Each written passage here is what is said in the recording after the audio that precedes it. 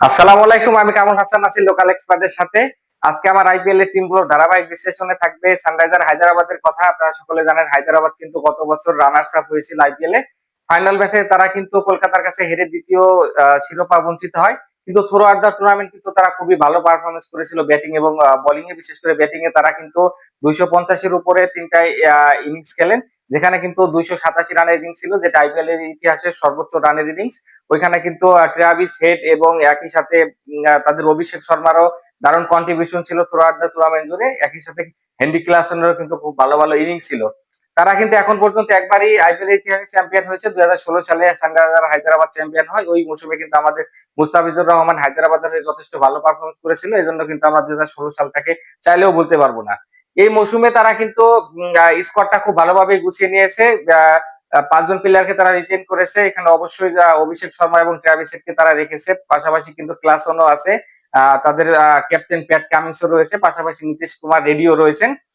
তারা অকশন থেকে যদি বলি, খুব ভালো কালেকশন করেছে। এখানে লোকাল মধ্যে মোহাম্মদ শামি এবং হচ্ছে ঈশান কিষান, রাহুল চাহার এবং একই সাথে কিন্তু সচিন বেবির মতো প্লেয়ারকে তারা নিয়েছে। পাশাপাশি কিন্তু তাদের জায়দেব উনাদকাতের মতো পেস বোলিং কে তারা দলে ভিড়িয়েছে।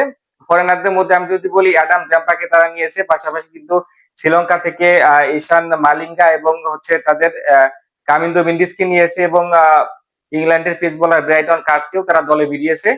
এই টিমের শক্তির জায়গা যদি বলি, তাহলে অবশ্যই তাদের ব্যাটিং লাইন আপ, যেখানে কিন্তু অভিষেক শর্মা এবং ট্রাভিস হেডের মতো বিধ্বংসী ব্যাটিং রয়েছে। এরা দুজন কিন্তু যে কোনো সময় যে কোনো দলের বোলিং অ্যাটাককে কিন্তু চূর্ণ বিচূর্ণ করে দেওয়ার ক্ষমতা রাখেন।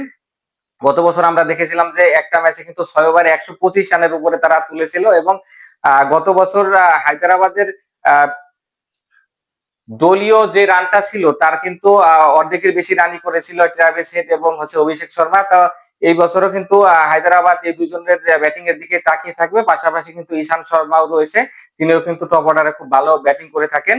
একই সাথে কিন্তু যদি বলি, হেনরি ক্লাসন রয়েছেন মিডল অর্ডারে, কিন্তু বিধ্বংসী ব্যাটিং করে থাকেন। যে কোনো বোলিং লাইন আপকে কিন্তু ঘুরিয়ে দেওয়ার সামর্থ্য রয়েছে তার। পাশাপাশি যদি বলি, নীতিশ কুমার রেড্ডিও রয়েছে, তিনিও ব্যাটিং বোলিং হাতে কিন্তু দুর্দান্ত পারফরমেন্স করতে সক্ষম। বোলিং লাইন আপও কিন্তু তাদের যথেষ্ট শক্তিশালী। এখানে মোহাম্মদ শামি এবং কামিন্সের মতো অভিজ্ঞ দুইজন বোলার রয়েছে। এই জায়গায় বলবো আমি তাদের একই সাথে দুর্বলতাও আমি দেখতে পাচ্ছি, কারণ হচ্ছে আপনারা জানেন যে কামিন্স কিন্তু চ্যাম্পিয়ন্স ট্রফিতে খেলতে পারেন ইনজুরির কারণে। তো প্রথম ম্যাচগুলোতে হয়তোবা তার সার্ভিসটা নাও পেতে পারে হায়দ্রাবাদ। সেক্ষেত্রে কিন্তু মোহাম্মদ শামিকে যোগ্য সংখ্যক কি দেন সেটা এখন দেখার বিষয়। যদিও হার্ষাল প্যাটেলের মতো বোলিং রয়েছে, হার্ষাল প্যাটেল কিন্তু আইপিএল এ খুবই এক্সপেন্সিভ থাকে। এখন দেখার বিষয় এটা তারা কিভাবে ওভারকাম করতে পারে। এখানে বোলিং এ কিন্তু তাদের যদি বলি, স্পিন বোলিং অ্যাটাকে রাহুল চাহারের সাথে অ্যাডাম জাম্পা রয়েছে। এই দুজনই কিন্তু ভালো বলার, কিন্তু তাদের ব্যাকআপ স্পিনার কিন্তু নেই। এই জায়গায় তাদের একটা উইকনেসের জায়গা আমার কাছে মনে হয়। এই বছর যদি হায়দ্রাবাদ ব্যাটিং এর পাশাপাশি বোলিংটাও জ্বলে উঠতে পারে, তাহলে কিন্তু তাদের আরেকটি ট্রফি জয়ের সম্ভাবনা আছে বলে আমার কাছে মনে হচ্ছে। এখন দেখার বিষয় মাঠের ক্রিকেটে হায়দ্রাবাদ টিম কতটুকু ইমপ্লিমেন্ট করতে পারে। আইপিএল এর দলগুলোর ধারাবাহিক বিশ্লেষণের ভিডিও দিয়ে যাচ্ছি আমি। আমার চ্যানেল থেকে কিন্তু সবগুলো দলের ভিডিও আপনারা পেয়ে যাবেন। তাদের স্কোয়াড, শক্তি, দুর্বলতা সবই এখানে দেওয়া আছে, এবং সারা আইপিএল জুড়ে কিন্তু আমি কামরুল হাসান থাকবো লোকাল এক্সপার্টের সাথে।